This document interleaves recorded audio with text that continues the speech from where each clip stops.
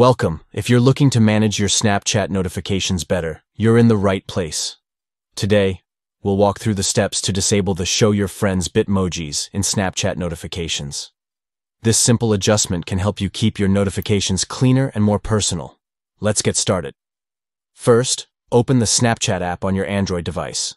Once you're logged in, you'll want to navigate to your profile. To do this, tap your profile picture located in the top right corner of the screen. Next, you'll see your profile settings. In the same area, look for a gear icon at the top right and tap it to access your settings menu.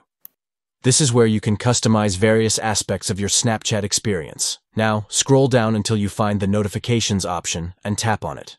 This section contains all the notification settings available for your account.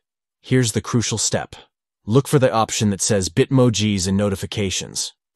If it's marked, simply unmark it. This will disable the display of your friends' Bitmojis in your notifications. And there you have it. By following these steps, you can keep your notifications more streamlined and reduce distractions. If you found this video helpful, don't forget to like and subscribe for more tips and tricks. Thanks for watching.